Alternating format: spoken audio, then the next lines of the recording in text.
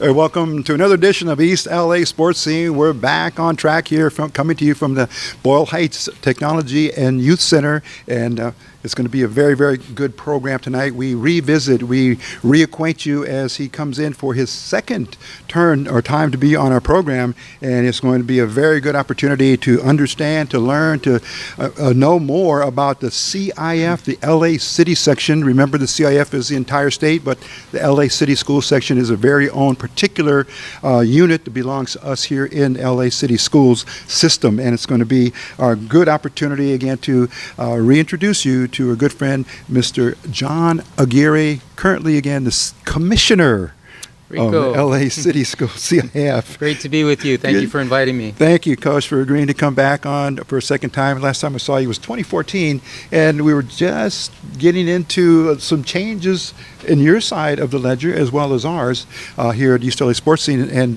we went with that program. It was very, very positive, very solid, and as you know, time goes by and so many things change.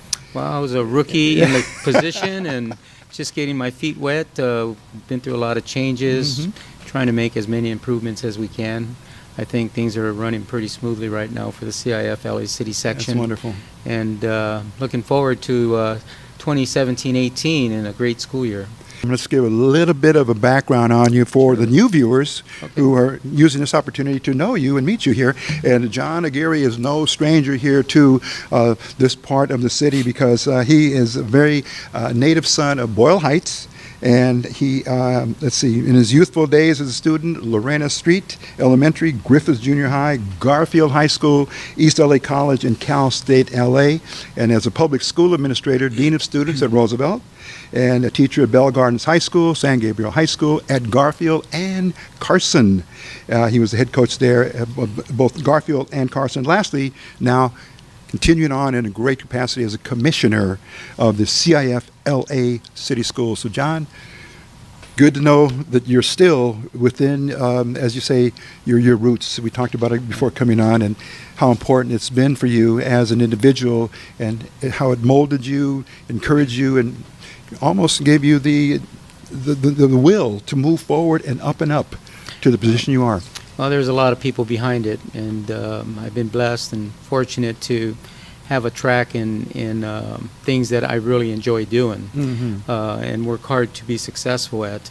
And that's the key. That's the ticket. Yes. Kids need to know that you find your niche, and then you work hard to achieve within that lane, and I think that's what makes it work for you. Yes, and we're very, very proud of the fact that you're there in this position as a commissioner because it's the highest level of decision making that we can have here for all of our student athletes in all programs, sports programs of the LA Unified School District, LA City Schools, excuse me. And there's so much going on, and I know your plate is full and your schedule is busy all the time. Let's talk a little bit about the review of 2016 and 2017. Okay. And start there. 2016-17, you know, one of the things that we continue to see year after year is an increase in the number of member schools. When I took over in 2013, we were about 109 schools as membership in our section. Today we have 155 with 2 or 3 more that are going to be added this coming year that are so far on my desk. With that comes participation number increase. So we were somewhere around 3,300 students, I'm sorry, 33,000 students participating in 2013. Today we're at 52,000 students within our section. There's over 830,000 students participating in sports in the state of California. So we take a good chunk of that. We're the 3rd largest section in California. We're surrounded by the largest section, the elephant in the room, southern section, and they're a dominant force within the CIF. But in terms of all the 10 sections, we're the 3rd largest with the 3rd most participation. So it's it's a full-time job. Oh, sure. And have full-time staff, have a lot of people behind us who work behind the scenes as either league commissioners, sport coordinators that Yeah. see each sport from start to finish and coordinate and direct the playoffs and championships for our Sure. sports to make sure things are run smoothly. We want to use the best facilities for our championship venues, and we're using Dodger Stadium for baseball. We started using El Camino College football stadium for football and track, Yes. which is a beautiful brand new stadium. And we're making relationships with the Rams and the Chargers Oh. to look at some other opportunities down the road. So there's some good things happening. I think in terms of participation, though, our numbers being up, that's what it's all about, creating opportunities that Yes. students can participate with, and making sure they have those opportunities presented to them. So we look at things from a perspective of what's fair, Yes. what's equitable, and where can we increase. One of the areas of increase is through increased divisions or increased leagues. Yes. So in both those areas, we've done a decent job of looking for places we can add more divisions for more playoff participation. Okay. And in sports, this year we're going to be adding cheer as a competitive sport. Okay. And that's a big move, something that's long overdue, something that's well deserving. We had a meeting for our cheer coaches in June. We had about 80 coaches show up from 80 different schools. So Okay. I think it's going to be a big hit. It's going to be a spring sport. And we still have some planning to do to make sure things are run smoothly, but we're definitely going to make that happen. Wow, the growth, as you mentioned, 3 years ago you were just getting into the pilot's seat, and now 3 years later it's growing, and in proportion is your staff growing, and funding also coming your way to make sure that all these new changes are in fact going to occur. Well, we're an independent nonprofit organization, so we Okay. rely on the membership and membership fees. We rely on sponsorships and rely on the revenue we generate through our playoffs and championships. At the same time, we want to allow our schools to generate funding for their programs as well. So sure. there's a balance between what take does the section take and how much does the school keep. And we're always looking for opportunity to create more revenue for the schools so they can offer the students more opportunities at the same time. Okay. So we've been operating at a budget at about $1.2 million per year. Okay. And our expenses are just under that $1.2 million. Okay. And still providing schools with funding of equipment, supplies, resources, so that they can do the job better at the school site, which in turn will create more opportunities for the students to participate. Yeah, because for possibly some of our viewers who came up prior to the change in leadership in terms of your office and then the LA City Schools themselves, Right. the Unified School District, many folks maybe have not even caught up to understand that there is a whole new way that sports is managed Right. in LA Unified School District. And that's really the difference. LAUSD still has its obligations to athletics, as they do with everything that they oversee. But a lot of their obligations have to do with liability, employee issues, transportation of students, Yes. safety issues, facilities, those type of things. Whereas our office really focuses on the sport itself, the rules, regulations, requirements for participation, requirements for coaching, and training. Yes. We spend a lot of time and effort providing training sessions for not only coaches, but for the athletic directors, so that they know the rules, they Yes. know the requirements, and they don't make mistakes that would cause maybe ineligibility or forfeits. And again, it's a brand new day because of the nonprofit status that you have, so it gives you more flexibility in terms of doing more outreach and possibly fundraising, of course. Yeah, that's true. And Okay. we're always looking for those opportunities. And we had Time Warner / Spectrum as one of our sponsors. They were our broadcast partner. And that came to an end. That agreement came to an end, and we just we're in continued negotiation with Ion Network for Yes. our championship rights. Okay.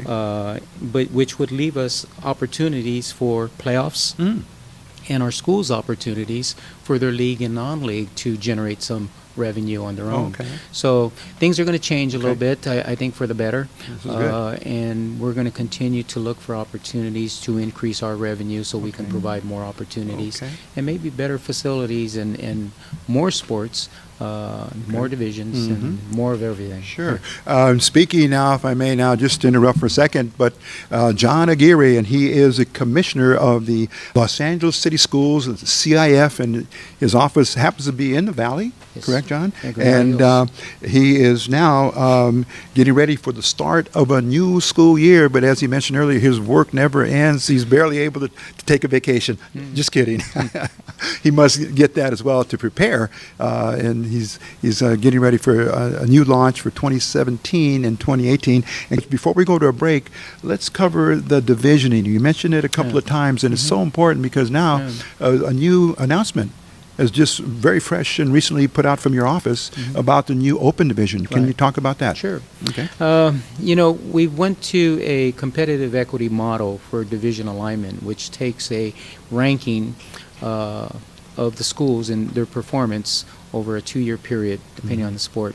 We've allowed the coaches per league to identify a league representative, and that representative would be part of what we call our sport advisory. Oh, So the okay. coaches are the ones who are designing these division alignments and how they come about their rankings and those type of Sure. things. So they have a lot of input in what's done, and they have to agree to it.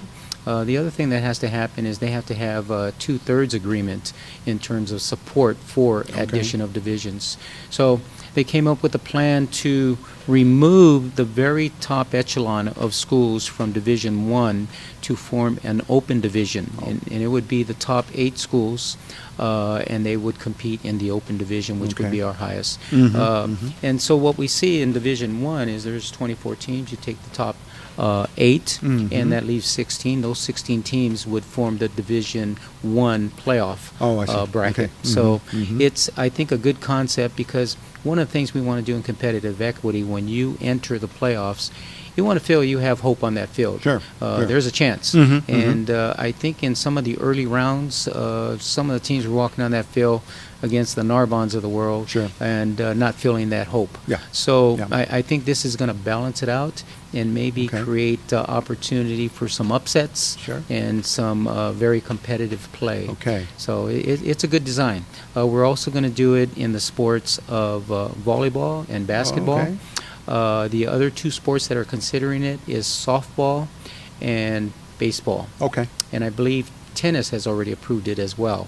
So they're taking their elite teams out and making an open division for Okay. them. Oh, wow. So very, very interesting. Yeah, yeah. very good So concept. now instead of having 48 schools in the playoffs, we're going to have 56 schools in the playoffs, which is going to be just a little bit more participation. Great. And to seize on the 2 words that have stuck with me to kind of remember the new decision-making policy is competitive equity. That's correct. It's those 2 powerful words together yes. really explain And- what it's all about. In the old days, it was enrollment size. And what the data shows is enrollment really has nothing to do with your competitiveness. What it has to do with is the actual players on the field and their abilities. So when you look at the competitive equity, you can have small schools playing against large schools and really feeling worthy of the challenge. Coach, we're going to take a quick, I'm calling my guest the commissioner a coach, but I've always first knew him as the coach of the Garfield Bulldogs, of course. That's when we first crossed paths and met, and my respect for you Thank you. as a coach continues, but now I have to raise it up higher Right. to No, the I take commissioner. coach as a compliment, and Thank you. and thank Thank you very you. much for that. Thank you, Coach. We're going to be right back with more of our conversation here with Coach and Commissioner John Aguirre. This is East LA Sports Scene. Hey, welcome back to our interview here with John Aguirre. He is, of course, the commissioner of the LA City Schools in the city section right here. Sometimes I kind of go back and forth, but it's basically now the city section, LACS, Right. and that's your domain, and that is what you are all about right here in terms of being the commissioner of this organization. And it is the backbone, it is the structure of how sports are managed and run on a day-to-day basis in LA Unified. There is a lot to it. We fall under the umbrella of the state CIF with all their rules and bylaws and regulations, and then our organization has its own governance structure. It starts with our board of managers that are representatives of each league, and they come together quarterly to discuss the issues, proposals, to consider revisions or additions to our bylaws and our rules and regulations that we make for our section alone, and to address any problems that may be coming up and look for ways to avert or improve on whatever we're doing. So there's a whole group of people that we sort of coordinate. It's my job to make sure that their meetings are well organized, that their agendas are intact, and that they can do the business we need to do to operate our section effectively. Okay.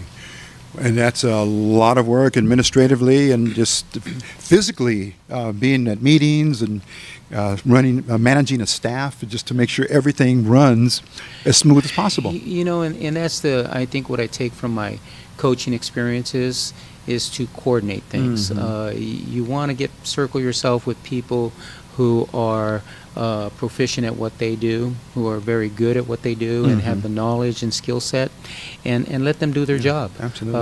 And that's what I do. Okay. And then I have my responsibilities that, as you say, I got to be at meetings to represent. Sure.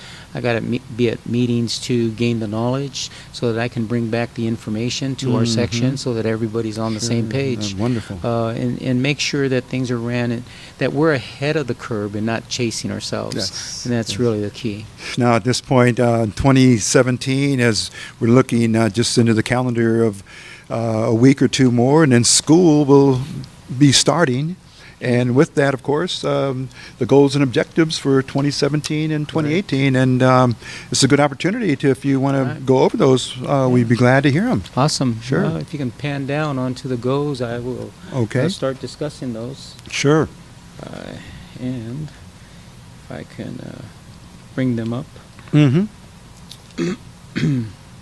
Okay, well, first we want to launch our cheer that I spoke about a little earlier. Sure. That's something that we're planning on doing for the girls and boys that are in competitive cheer. There's different types of cheer. The one we're probably accustomed to is called sideline cheer. Yes. And that's not what we're talking about. Okay. We're talking about competitive cheer where teams compete against one another for points, and a winner actually comes out of it. Okay.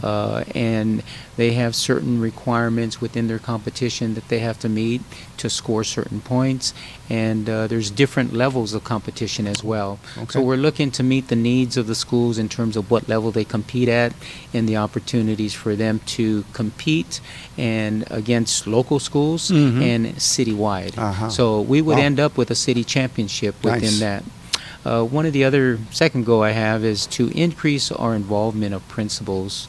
One of the experiences we have in the last 5 years is that, everything's being delegated down to athletic directors with little involvement of the administrative staff and a lot of things going on athletically. And as a result, there are things that are happening that I think need more oversight of administrators so that they can control what is happening on the field, what the players are doing, what the coaches are doing, and that they're in compliance with rules and regulations so that we can avoid some of the situations of ejections, which lead to suspensions and maybe fines because they're out of compliance in the sport of some type. So I really have set a goal to make a priority for me to either make personal contact or contact with principal associations so I can be at their meetings to discuss some of the issues that are current for our section.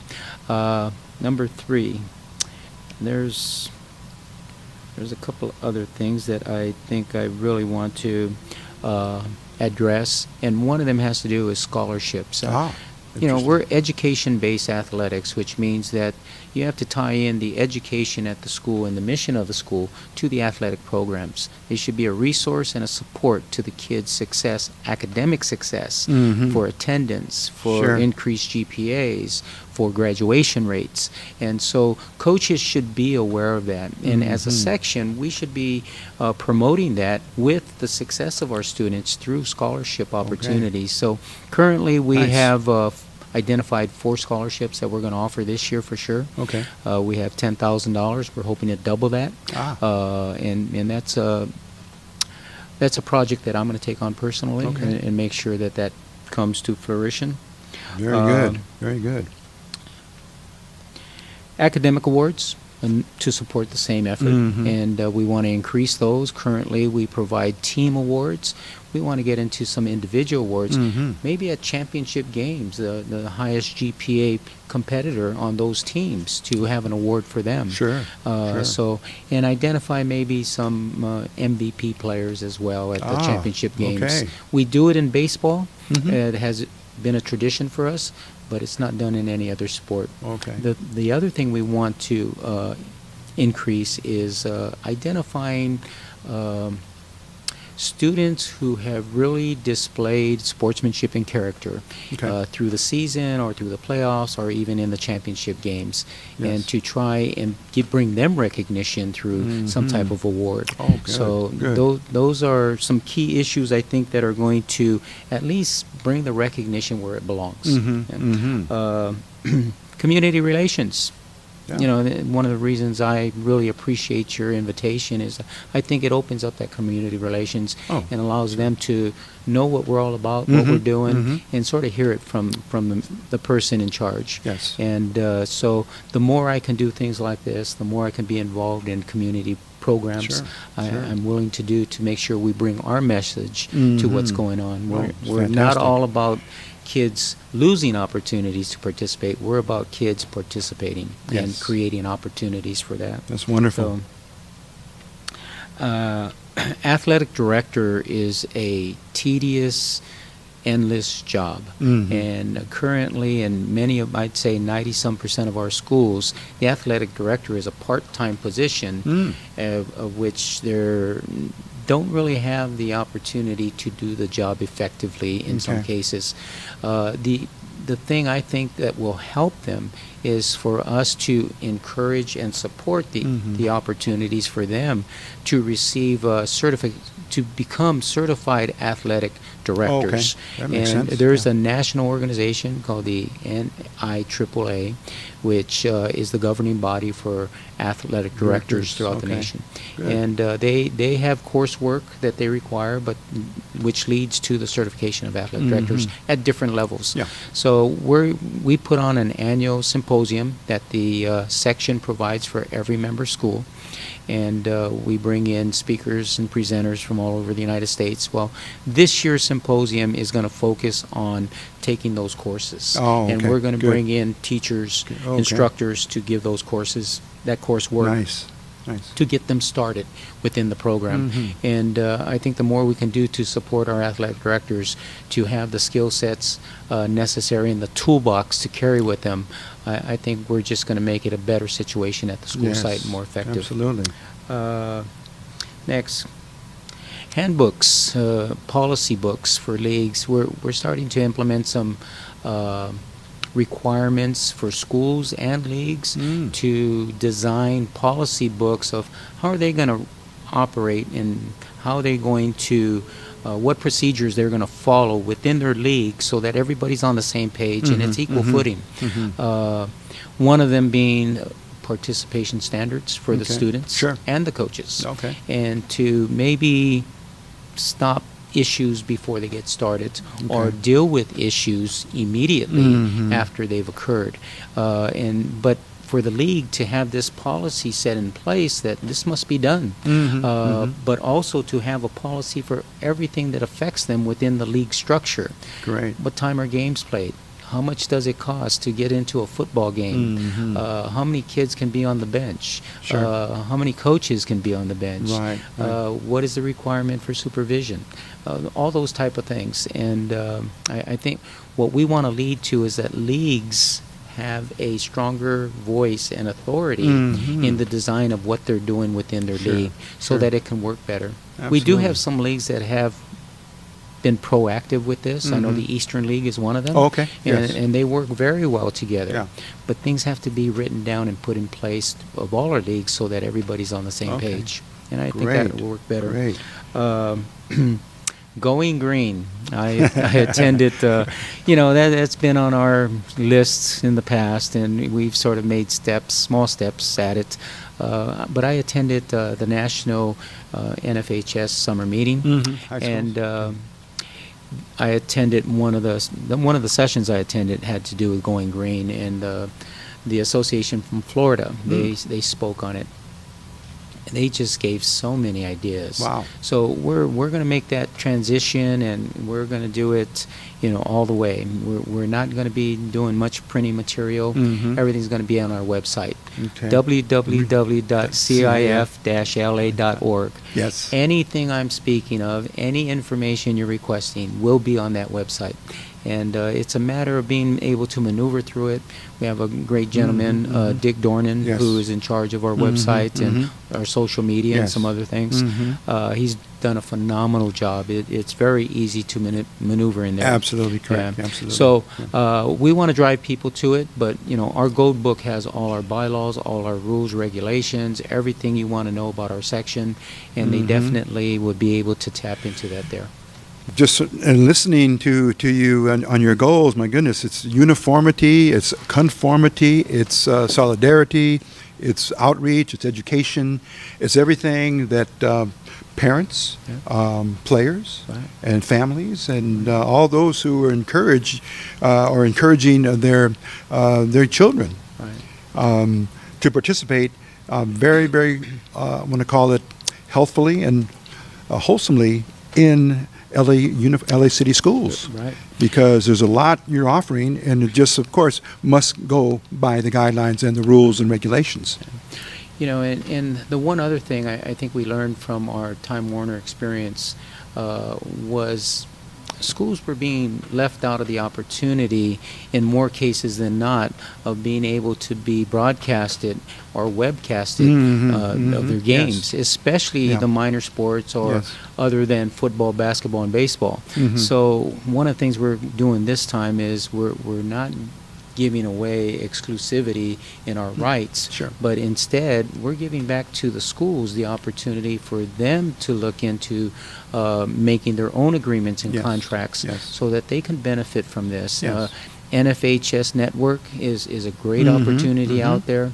We're personally going with ION's network that is going to be doing our championships. And there's others that are out there, but I think the NFHS Network has a good program that brings to the school site an ability to teach students how to do the programming, to do the productions, and which would be a great career path for those kids that you wouldn't know of. So there's going to be opportunities out there, and that's one of the things we've really set a goal to meet.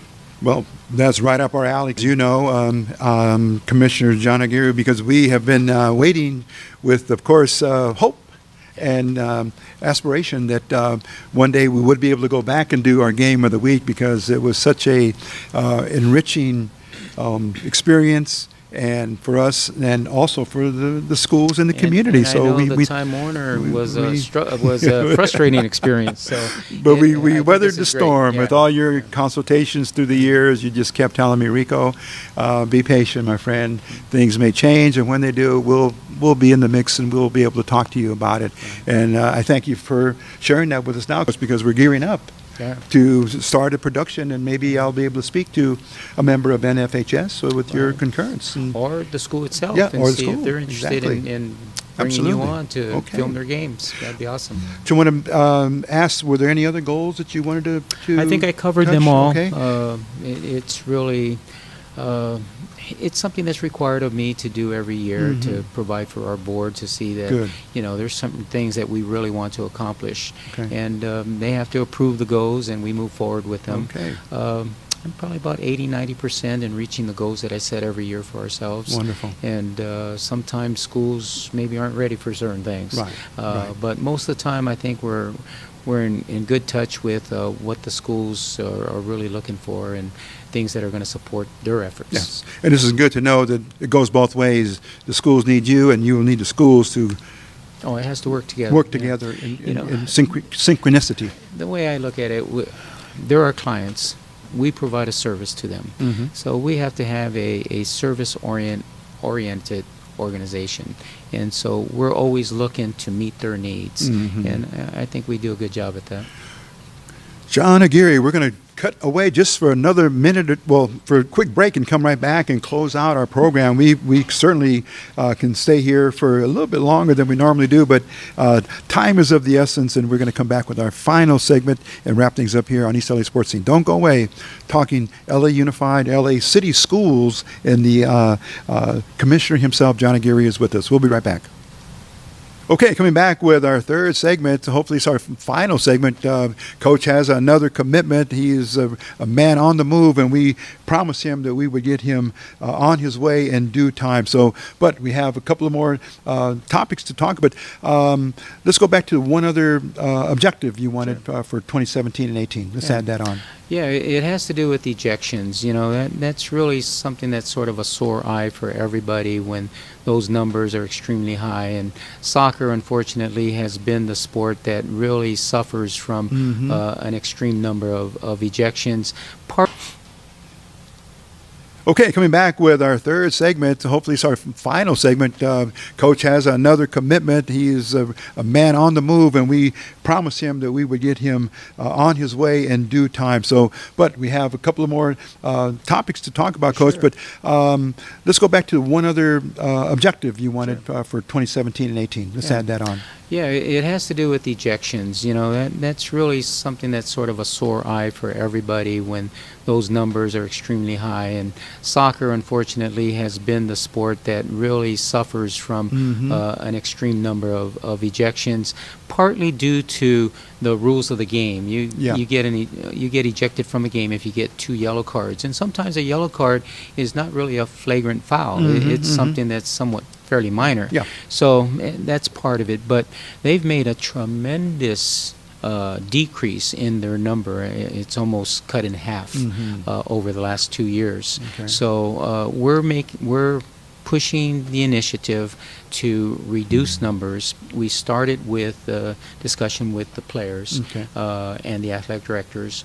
We've provided Positive Coaching Alliance training, what's called Double Go coaching, to all of our coaches. We did 7 sports last year. We're doing the other 7 sports this year, which is an expense that the section has absorbed for all of our coaches so that they have that understanding of how to coach character, how to coach by the rules, at the same time how to coach to win, and teaching the kids the value of that. Yes. And so we're hoping that puts in the coach's mind the proper perspective in terms of dealing with discipline issues. And then I mentioned earlier about the policies that we're going to set at the school site level and the league level. All of those things put together, I think we're working in an effort to decrease ejections, which all but 4 sports have been decreased. 3 of those sports were minor numbers. They went from like 3 to 4. But one of the sports, baseball, had a significant increase, almost doubled. And so we're looking to attack those issues and really make an impact in terms of kids being able to understand, when you're competing, it's not personal between you and the other person or the other school. He's not your enemy. No. It is a competition against yourself to get better at every week, every practice, every game. And when you succeed, you're going to bring your best game, and that's all you can do. So win or lose, you've done your best, and that other person's done their best, and that's what makes great competition. Absolutely. And you should strive for that, because that's really the enjoyment of participating in those games. Absolutely. So we're trying to teach that lesson to kids so that they can have a change in their mentality. But some of the cultures that exist today, it's really difficult for me to sit in on certain baseball games at certain places, or even football games in the stands, and some basketball games, because every call, every pitch, there's a criticism of the officials, a criticism of the other side, where really the job of a parent, the job of a fan is to support your team, your players, and let the other stuff take care of itself. Yeah. So that's a critical message we want to put across. And that's one that's going to probably need some time. Yes.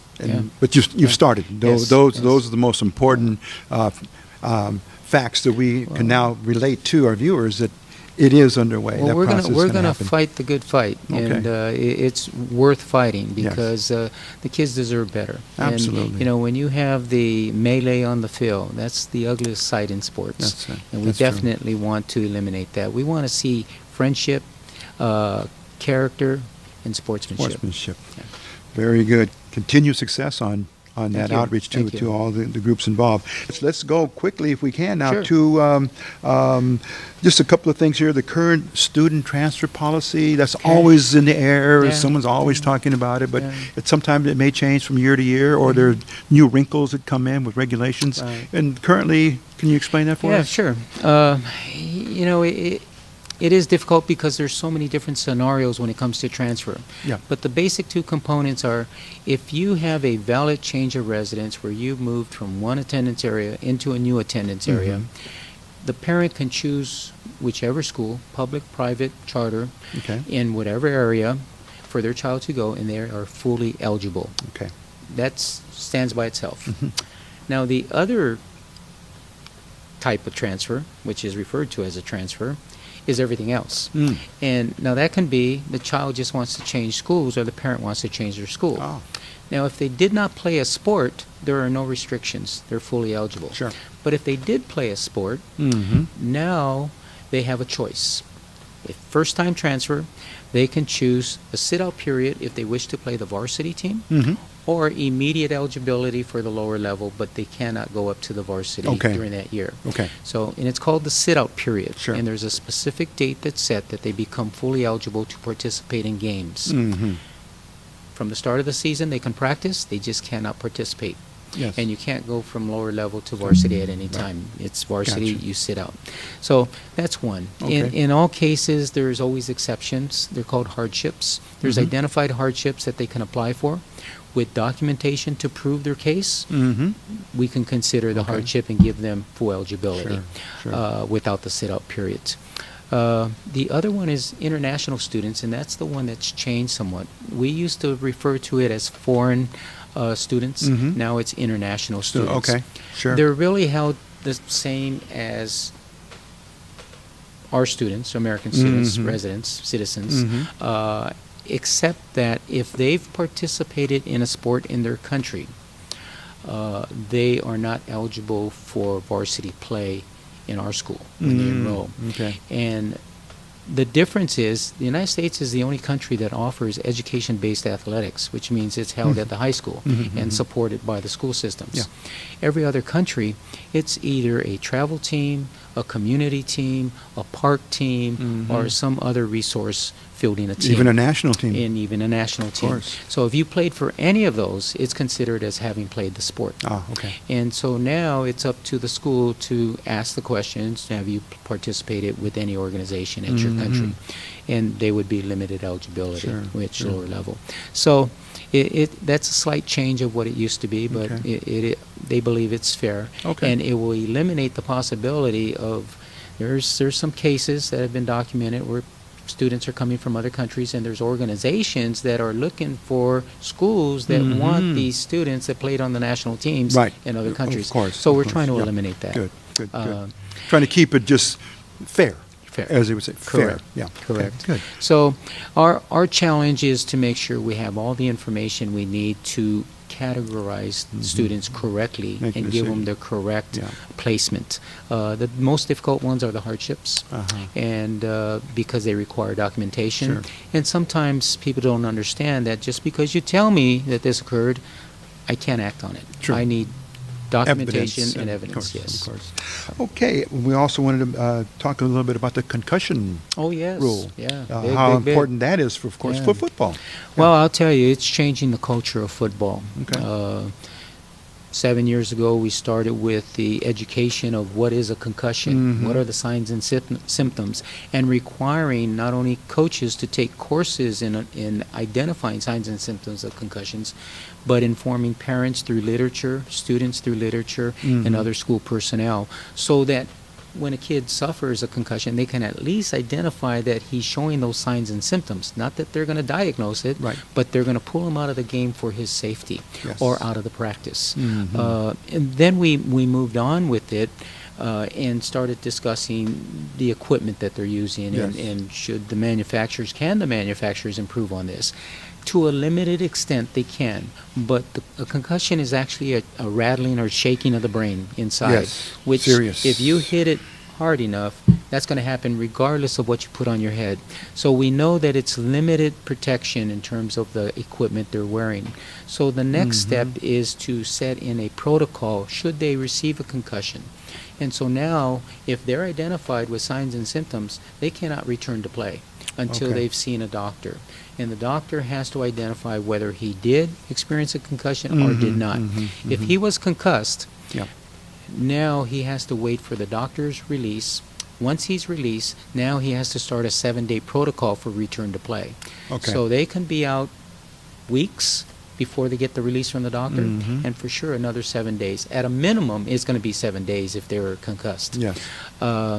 If they weren't concussed, they can return. It's not a concussion. And it's also important to stress that there are protocols on that moment Right. on the field in the middle of a game. Right. If a player And the parent can bring that, is if they is identify their child is looking wobbly or something funny is Okay. different, they can bring that to an administrator's attention, to the official of the game's attention, and they need to To the remove them coach. immediately Okay. because somebody has identified Yes. this kid is showing signs and symptoms of concussion, and it's for the safety of the child.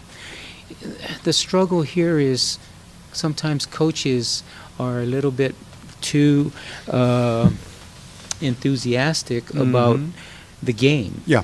And they don't want to lose their starting guard, or they don't want to lose their starting quarterback, Sure. who, but for the safety of the kids, we have to do this. And of course, coaches must submit to the protocol they have training to. as well. So they cannot claim ignorance; they didn't know about it. There's two other issues that we're identifying and working on. One is changing the rules so that we can minimize the number of contacts and exposures to hits by students or players. Yes. And so we put a limitation on the hours of practice and Yes, how many hours of you can course. practice a day, and how long you can have full contact in football, and how many days you can do it. So all those things are in place so that we can minimize the number of actual contact that a player will have. And compliance is, Well- without a doubt, it's It must be held to, and what we ask the administrators at the school is to receive practice plans Okay. and time schedules from Okay. coaches so that they can monitor that. This is Because good if to know. something does happen in practice, and it's mhm. worst case scenario, it will end up in a court, sure. and that's what they're going to ask for. Oh, Are you in course. compliance, and how long were you practicing? yeah. Now, the last thing we want to do, safety is number one for students. Sure. And we're putting students in a situation that is probably the most risk that they're going to be in. And we're asking a non-professional, the coach, in practice, to be the overseer, Right. which is not the best scenario we can ask for. What is the best scenario is to have athletic trainers hired at every school that offers athletics. And that's the message we want to push. Good. We would like to see our state government, number one, to recognize a state athletic trainer's certification first. Oh, And okay, now yeah. you need to have that certification, and then for school districts to be required to hire athletic trainers at every school that offers athletics. Oh, That's the goal, and Sure, that would be the sure. safest scenario. Okay. Getting there is going to be a struggle, Sure. but getting the message out is Yeah. going to make it easier, and that's what I would preach to the parents. Why don't we have medical attention for our kids if we're putting them in these risk Sure. situations? Right. And we need to get that message to the highest level of the school districts and the charter schools. And that mission is now underway, carried out through your auspices in your office to make sure that there is progress each and every year towards this. Not only my office, but every CIF section office and the state CIF office. We're on board with this is something that's needed. It was identified as the #1 issue at the National Federation Summer Meeting. It's identified by the LA 84 Football Summit. Right. So in most people's mind that have any understanding of what concussion is, the need for an athletic trainer at high school for their sports programs is definitely a major need. Absolutely. Just a couple of more topics here real quick. The power of the commissioner in your office and is very vast and is very strong. And in this past season, reflecting on a couple of specifics with the LA High and the Hawkins schools who won championships, I believe, but then were revoked. There was a revocation. They were in the championship game. It was in sport of football. But let me correct you. I don't really have any power in my position. What I do have is the authority to enforce rules and regulations that are in place. And so based on the letter of the law and the actions of a particular group, I have to evaluate whether there was a violation, number one. And then second, what is the action to be taken to resolve that issue. In some cases, those actions are printed for us. In this particular case, it was. They were in the championship game. LA won the game, the Division II championship this past year, and the championship has been vacated because of violations of eligibility. And in both cases had to do with violations of eligibility and participation by ineligible students. And that's usually the case, so to speak, that there's an ineligible player, and it was brought to the attention, and the protocols were taken to adjudicate that. And one other noteworthy or newsworthy situation came out with the Narbonne billboard. Oh, yes. And that was, was it almost a brand new, how would you call it, a situation that arose? Well, you know, it's really not brand new. I think there's some other schools, not in our section, but other sections that have posted billboards, usually near their school or in their community type thing. In this particular case, it was posted closer to Carson High School than it was to Narbonne High School. I see. We do have a guideline about advertisement and what schools can do to not violate our undue influence rules. And one of them has to do with what can be posted, what flyers can be distributed. You cannot post or distribute flyers that isolate sports by itself or any particular sport by itself. What you can do is publicize, post, create flyers and distribute things that identify the entire school program. So the academics and whatever other type of programs you offer to include sports. In this particular case, that wasn't done. It was brought to the attention of the school. The school administration really wasn't aware of this billboard. It was paid for and requested by an individual supporter of Narbonne football, and so they were very accommodating in terms of removal when it was requested for this reason. Good. And last but not least, your social media and your website, as we spoke a little bit about it earlier, but now that seems to be a very positive arm within at your disposal to make sure that the word gets out via those networks. It was a big goal of ours our first couple of years to really design a website that would be effective in getting our message and information out. We have so many schools now that we deal with. It's the most effective way. It's going to benefit our Go Green initiative. But, you know, I have a great staff. I'd be nothing without the people who really do the job for us on a daily basis. Vicky Lagos, my assistant commissioner. Dick Dornan, my director of media. And Alexa Berg, who is our administrative assistant in the office, who really stays on top of things within the operation. And our finance person, Myra Alapisco. And so those are the full-time people, and Dick is really the backbone to our media information, whether it's on our website, whether it's on the social media platforms, Oh, yeah. of which we have them all. Facebook, Twitter, you name it, Instagram, Snapchat, all of them. Snapchat, Yeah. yeah. So I'm pretty proud of the job he does, and he's not only doing it, he goes out to the schools on a regular basis, meets with the English classes to try and encourage them to write stories about their sports programs within their Yes. schools, and then he puts it on the student page of our website. Okay. So we have multiple schools who are submitting those, and I would encourage every school to their English program, contact Dick Dornan in the section office if you're interested in joining in on that program, because Okay. it really sets, there's so much to sports Yes, nowadays. absolutely. Whether it's sports medicine, sports journalism, officiating, field Correct. management, coaching, Yes, whatever it it's- might be. it's huge. But there's an interest that we can really promote a career path to a lot of kids that we're missing out on. Last topic, I know it's one that's very, very important to each community, each high school that fields a team, and it's usually in the, I believe, September to October, where it's the breast cancer awareness, Yes, where yes. pink, of course. Yeah. And how has that been going on? We see it when we go to some of the games, but the impact it's had Right. to the LA City schools, Right. and where everyone joins in that movement. Well, I truly support it. And we had an incident a few years ago with Narbonne girls basketball that during the February competition they wanted to wear pink uniforms and things, and did so with, at that time the guidelines required them to request permission, approval, and they did not do that, so Okay. it led to some problems. We've changed the rule. Okay. So now the approval lies with the school. The principal at the school site determines what is appropriate for their school in terms of color combination that their teams will wear. Oh, okay. So Wonderful. it makes it a school site issue. Nice. And I truly support that. Good.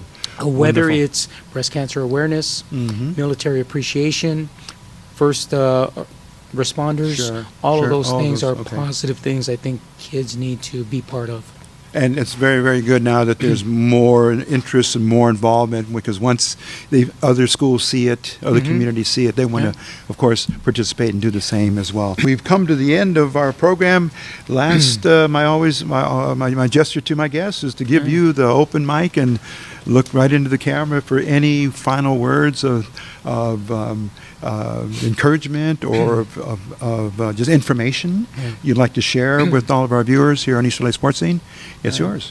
I'm always asked, what is the CIF? And my response is always the same. The CIF are the schools that are the members and the coaches who coach, the students who participate. So I encourage each and every one of you to continue to support those kids, those coaches, and those schools by your participation in attending their games. It's revenue-driven athletics, and that revenue goes toward a good cause. It gives kids an opportunity to participate in a structured program, gives them a mentor, an adult figure that they can rely on, and it gives them a goal and a mission to complete high school with a positive outlook in terms of what school's all about, and being there on a daily basis, improving their grades, and graduating, and opening up doors for them as adults. So my encouragement to you is to continue to support the high school athletics and the kids in your community. Thank you very much. And thank you. Rico, always a John pleasure. Aguirre, always. Boy, there's so much to learn and to know about your office and how you manage it and how you personally are doing. We thank you for coming back to home Right. base, and letting all of our viewers know, and those you are very endeared with here in the community who have always supported you, continue to see and watch you guide us in this effort, and we thank you. I'm never far away. There you go. There he is, Commissioner and Coach John Aguirre, the current Commissioner of the LA City Schools section here under the CIF. And as you heard him speak about it, it's about you. It's about the schools, the parents, the players, and the community. So until we're together again on our next edition of East LA Sports Scene, thanks for watching, and continue to catch us here on our website, www.eastlasportscene.com, and that will do it. Remember, stay in shape, whatever whatever it takes for you to do in terms of some exercises, whether it's participating in the team sports or the individual sports. There's so many options here in our community. There's the high schools for walking on the track. There's East LA Community College, on, and just all kinds of ways. The Boyle Heights Bridge Runners are going to be assembling here very shortly, as well as some other groups that are now taking their projects out into the community. So we look forward. We urge you to look for those organizations that are doing that, promoting our health in our community, because, as we always say here, stay healthy, you will be wealthy. So until we're together again, on behalf of Eric Sarney, yours truly, Rico Cabrera, and our guest, John Aguirre, thanks for watching, and we'll see you soon on our next edition.